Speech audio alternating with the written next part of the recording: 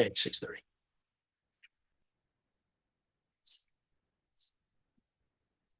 No, it's just not touch. Yeah, it's not touch. So. And I'll go ahead and call our study session of order at 6:30 p.m. We can all stand for the pledge of allegiance, please. Pledge allegiance to the flag of the United States of America and to the republic for which it stands, one nation, under God, indivisible, with liberty and justice for all. Want you to take a roll call for us, please? Councilmember Williams. Present. Councilmember Reed. Present. Jackson. Here. Lawler. David. Here. French. Here. Mayor Snyder. Here. Is your mic on? Green light needs to be on. Just push the button. Ms. Brown, do you want to do it? No. All right, Put a hearing and they could be, so. our study session is to discuss items that will need action at our regular meeting. First up will be to approve the second reading of ordinance 2024-09 to amend our fire prevention and protection code. Attorney Hartman? Yeah, so like we discussed at the last meeting, for the longest time, the city has had the National Fire Prevention Code that it adopted in 1984, but in speaking with the chief, the city actually hasn't used that code for quite some time. They use the International Fire Code. So what this does is it basically updates the ordinance to go along with the code that we're actually using. So it adopts the International Fire Code. This is also put up by the International Code Council, and so they do it every 3 years. So the most recent version they have is 2024. So we've got the most recent version, and we've added the references in the code to refer to the city and the Albion Department of Public Safety. So this just brings us up to date. Happy to answer any questions. Any questions for Attorney Harkness? Are there significant changes since the 84? Well, it's a totally different code. So there are significant differences between the National Fire Prevention Code and the International Fire Code. So we use the International Building Code and those codes now, and so they're all in compliance with the same basic versions of this. And we use Safe Built for most of that, which is what they do. So I don't think no citizens aren't going to notice a difference in what we do, but. Any other questions or comments? Okay, next, we're going to be asked to approve of the interim city manager contract. Mr. Terry is with us this evening, and I think he's introduced himself prior to the meeting. Mr. Terry, of course, you have the opportunity to come up and address council, but I'm also going to ask you to do the same thing at 7 o'clock. So it's up to you what you want to come up and say, if anything at all, right now. Thank you, Madam Mayor, members of council, for inviting me. The audience here. Going back to when I was in three, I'm very familiar with Albion. My children, all 4 of them, if you remember, Mr. G. Paul, took all of their senior pictures. They go back to 1975 when I was in my Ford Maverick and drove here, and my brother attended college and graduated in 1975. I am by trade a city manager of Woods Ferris City College, and they had a program dedicated for the city management. So I lean a little bit for the public works side. However, I have extensive experience also with public safety as well. I never completed my master's because I was always in a small town, and I felt it was necessary to obtain my water and sewer license. So that's what I focused on, building roads, water and sewer, and I let the professional public safety officers do their thing. I am only about 6 minutes away from where I reside, downtown here. And so it wasn't any problem other than a deer at this time of year. It is a pleasure to be here and I do have goals. And one of the goals that I have is trying to find a long-term manager here that will sustain and provide counsel with the leadership along with our staff and our citizens that they deserve. I'm pretty accessible, easy to get along with. And I really look forward to working with you to find that long-term future who will plant us here and stay. That's what I really want, is that continuity of leadership here. And I think with your staff and yourselves deserve to have this. I would always successful. I'll break this down, for my one, 517-320-5700 is my phone number. The only time I don't answer is when I'm in the bathroom, but I'm more than happy. Converse with you at any time on anything. And I would do look forward to working with you for the next 3 months. Thank you, Mr. Thank you. Terry. Did anybody in council have any questions for Mr. Terry at this time? Do we have questions for Attorney Harkness in regards to the employment agreement?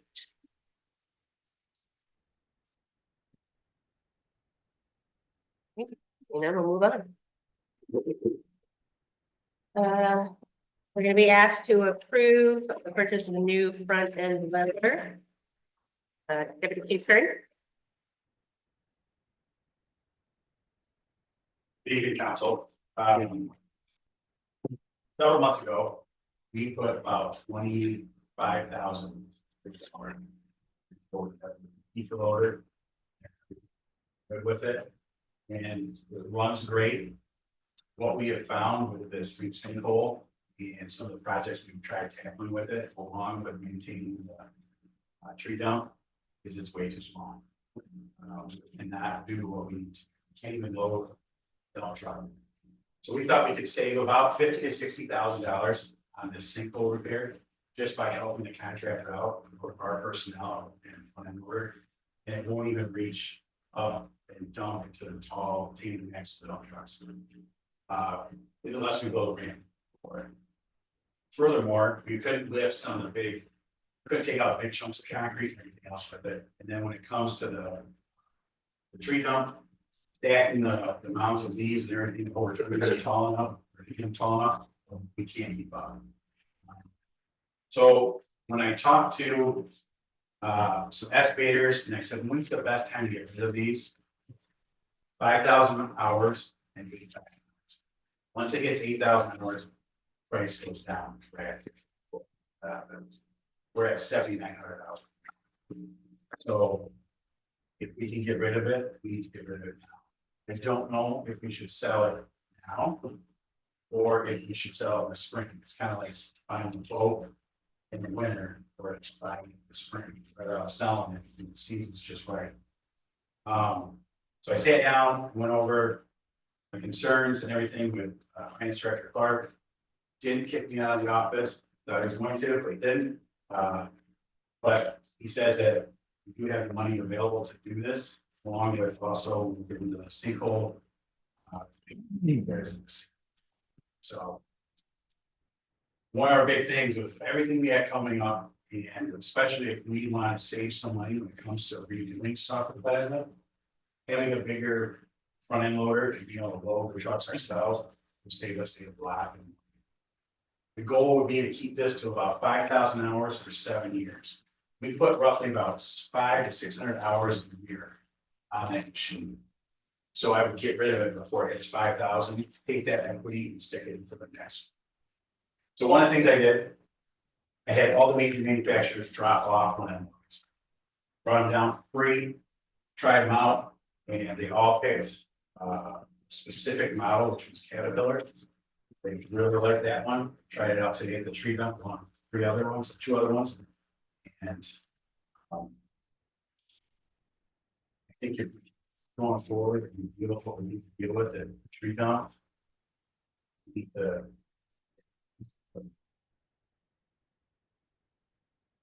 Also in your packet, I put together kind of what the resale value would be. I had a 2008, our unit's a 2008, so I put a 2008 so I can go on the national auction circuit, through machinery trader. I also put the one that you're looking at right next to it to show what the difference in roughly the same hours, same size. And you can see ours, our John Deere will go for about 46 to 50,000. The Caterpillar goes for 60,000. So they hold their value a lot better. Do you have any questions for Deputy Chief Kern? I got one. Councilman Williams? When we were out there the other day, was that a Caterpillar or a John Deere? Caterpillar. That was a Caterpillar. Was that the model we're getting? I mean, you're asking. Side, The big, yeah, okay. yeah. Okay. Gotcha. And we currently have what model?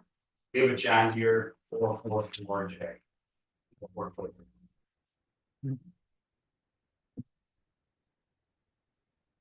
So where's the money coming from? I don't know. Fast, can I say no? Just like everything else. We've got about $361,000 left for the code. Oh, okay. And I was gonna use that in other places. But I'm gonna take some of that and help purchase this. And there's other money that I can grab, but I'm gonna use most of it for the front end loader. Then I think I'm gonna have solid waste make a little transfer because it's gonna get a lot of use out of it. So we definitely got the money for it. Is it something that I would like to anticipate? No, but with Jason, he's been doing such a great job. Yes, yeah. And if he asks for something, it's because he needs it. Yeah. You know? So, I'll do my best to try to make it work. And those ARPA funds have to be used by the end of the year, right? Yeah.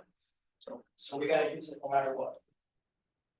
So, fill out some of that, make it, just can't make it work. Is it too big a load patch?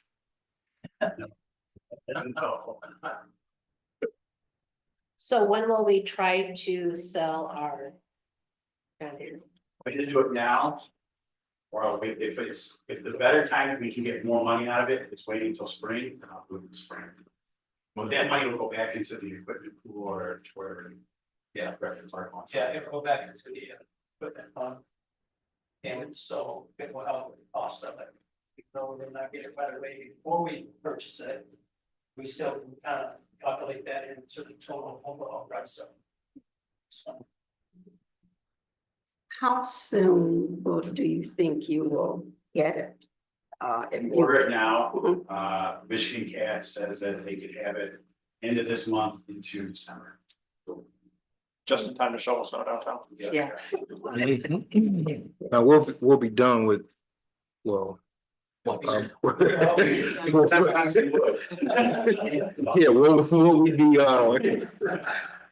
we'll be further along with the other project by then. Yeah, okay. You all. They're doing a fantastic. So is this Yeah, well, actually whatever. coming from Carrollton, Georgia? No, that's just another one. This No. is just, okay, think that's I what just see your machine location, Yeah, Oh. Just an example. just an example, okay. That's part of the bag. Notice the number of hours. Mhm. How do you keep track of the number of hours that these? So myself, Chief Kip, and Director Garrett, we implemented a citywide asset management tracking program. Use it for public safety and public works, for absolutely everything, even down to our gas. And equipment like that, like our fire trucks, they have hour meters on them. They tell you Do how they? many hours they've operated. Oh, okay, that's what I was wondering. Yeah, so every time we go oil change, that all gets checked in. Anytime we do an inspection on it, that gets checked. Equipment that runs but doesn't move tends to have hour meters on them. And that's how you base the amount of operation of it. Okay. I just wanted to make sure that there was some way to monitor that and Yeah. it's not. Oh, yeah.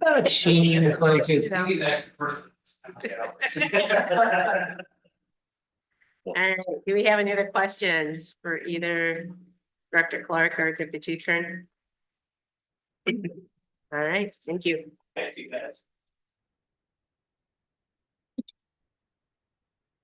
Next, we're gonna be asked to approve the applications for Hannah Isaacs, Holly Zablewski, and Harry Bonner Jr. for appointments to the EDC, Board of Review, Zoning Board of Appeals, and to the Recreation.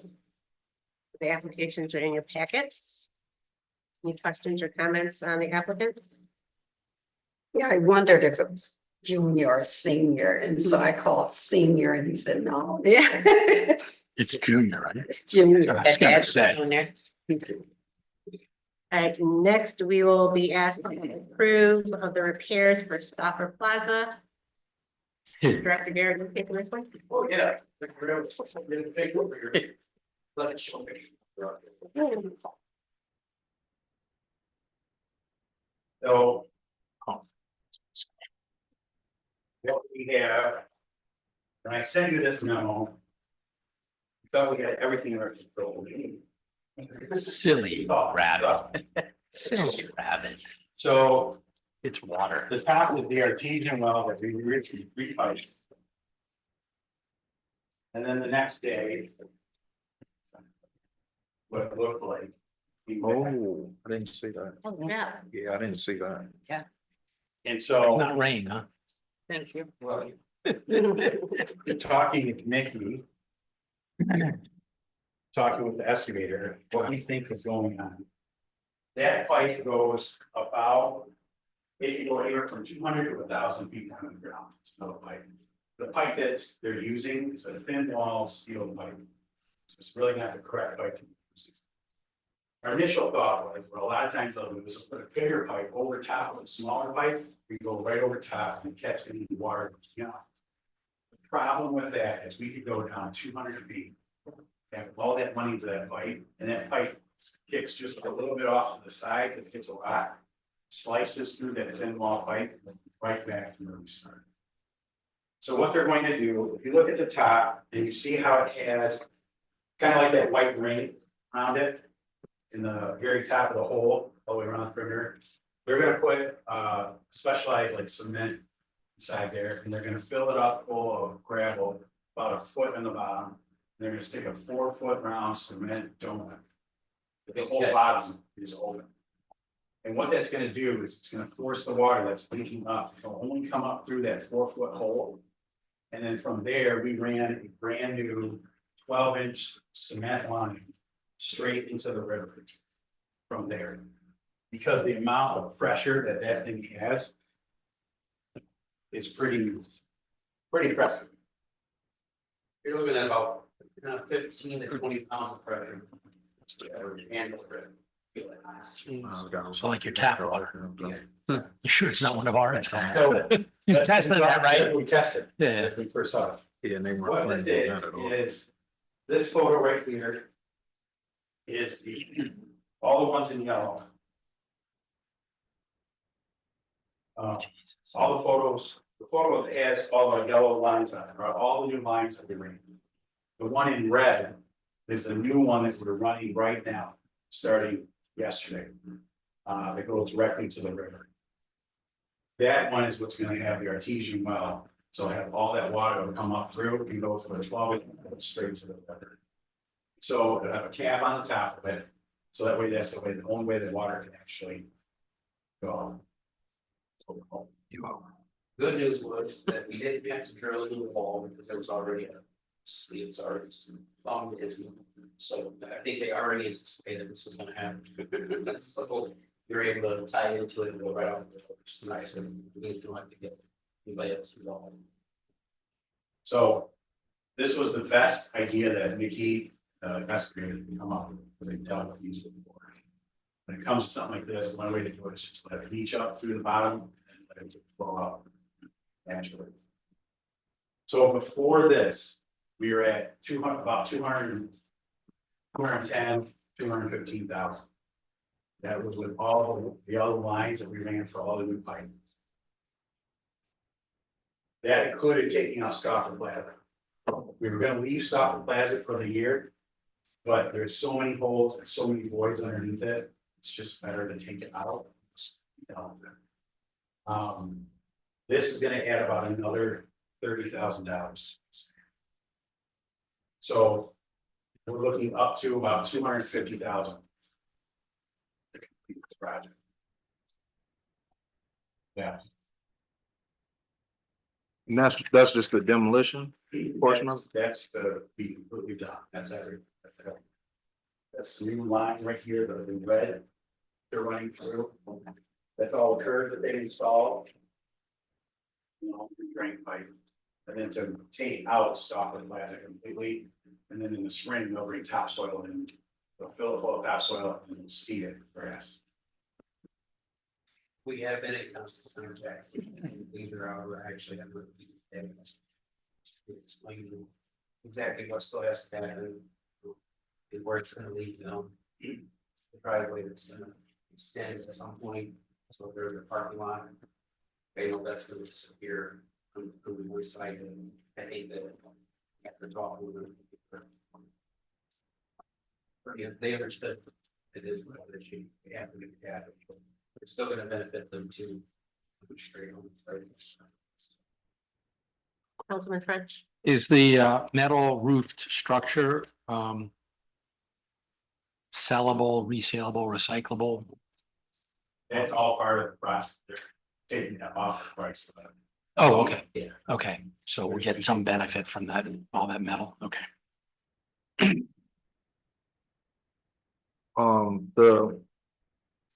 The project that we discussed with the updates.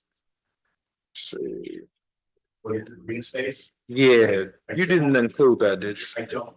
Okay. Yeah, so what we're gonna do is we're meeting with the DDA tomorrow. Yep. We're gonna discuss it with them to kind of finalize it. Okay. Get with Mickey, he'll put together a plan and we'll present it to the council for your approval, before we submit the grant. Okay. And they plan on applying for what was that, the RAP grant? Yes. It's a placemaking grant, our RRC placemaking grant. And I just wanted to let council know that I've been taking the RRC training. I think we're on our 5th course tomorrow. So just to let you all know, so if we have further placemaking, things like that, maybe I can add some additional input going forward if we can get.